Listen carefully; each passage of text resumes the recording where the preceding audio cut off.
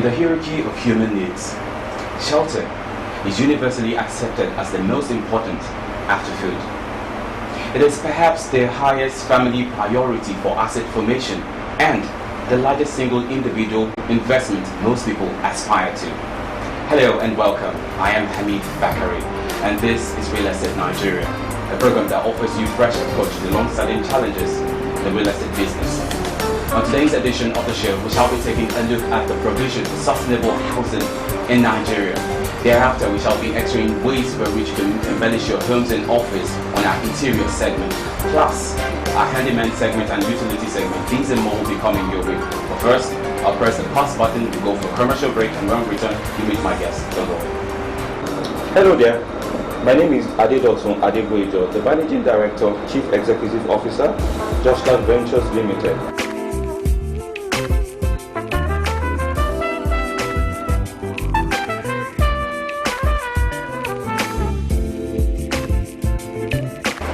Listed as one of the leading blind experts in the country, I have here with me the brain behind the blinds.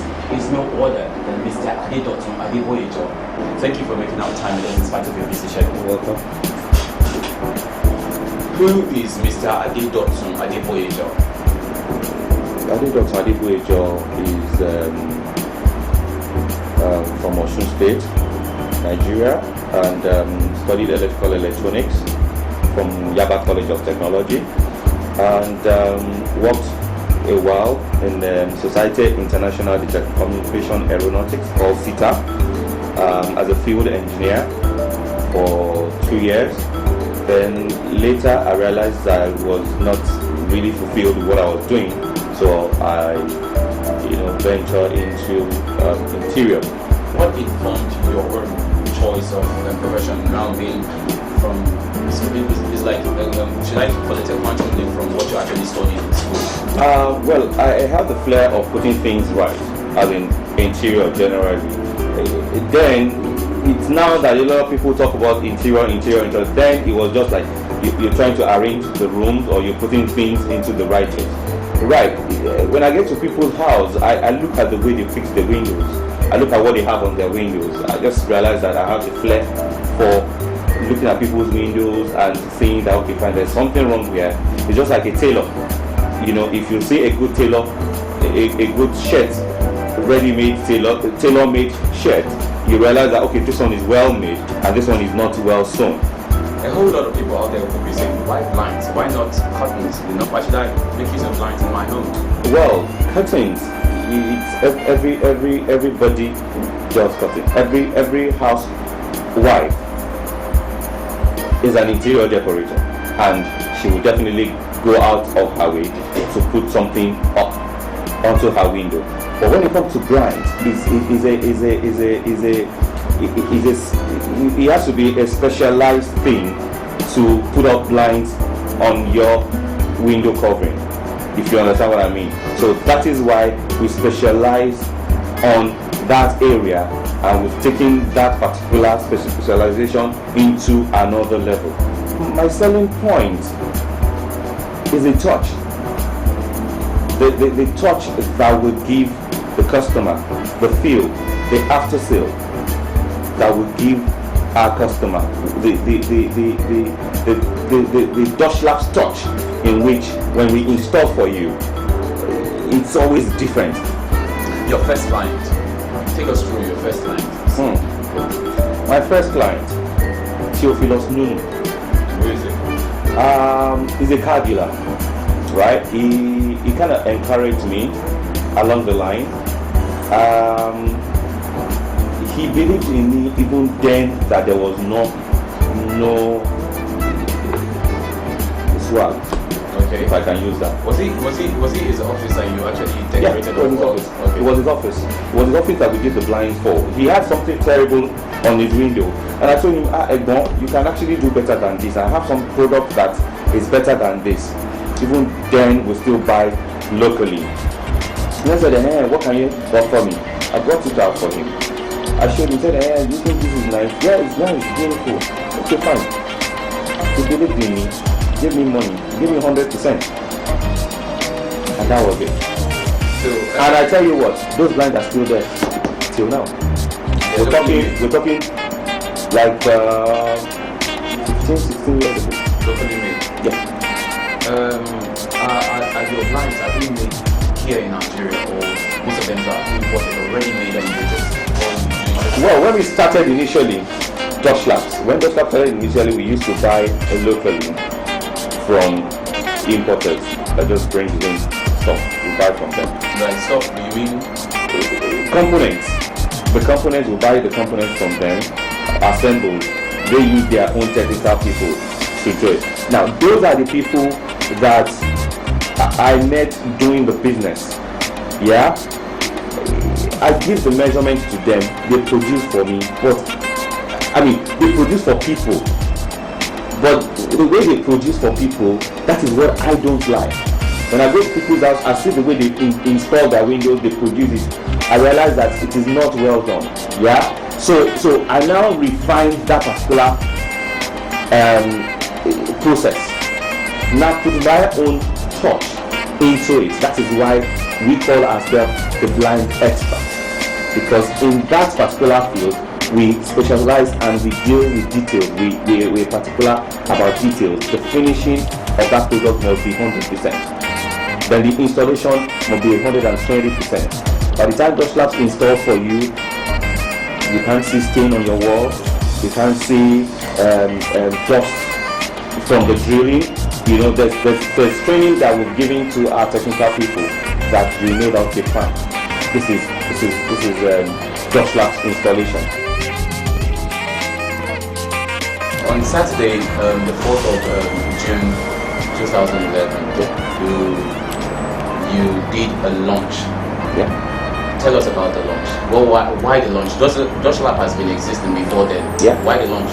Now, Josh Labs has been existing for over 15 years right now, and we've been selling basic blinds. When I say basic blinds, I'm talking of aluminum Venetian blind, PVC vertical blinds, bamboo blinds, roller blinds and all that. But the launch that we now came up with. Now I've got clients that are highly influential clients and all that, and that they actually want solutions to some window covering problems, in which I, over my training abroad, have seen solutions to those issues. Take for example issues like you having a curvy window, or you have a square shaped window, or you have some funny looking windows. Now it is designed from the architect in the house, but then when it comes to now putting up blinds on the window, the customer or the client now have problems about solutions to that. So that is why we came up with the premium option, in which those are the options to solve problems like that. And we brought out some new products as well, like shutters, like wooden shutters. A lot of people see shutters, or they have it in their houses abroad, UK, USA and all that, and they realize that, oh, there's no shop in Nigeria that they sell shutters, or there's nowhere I can get shutters in Nigeria. Then one of the options that we have in our premium option is motorized blinds. What does that mean? Motorized blinds is where you use a remote control to control your blind.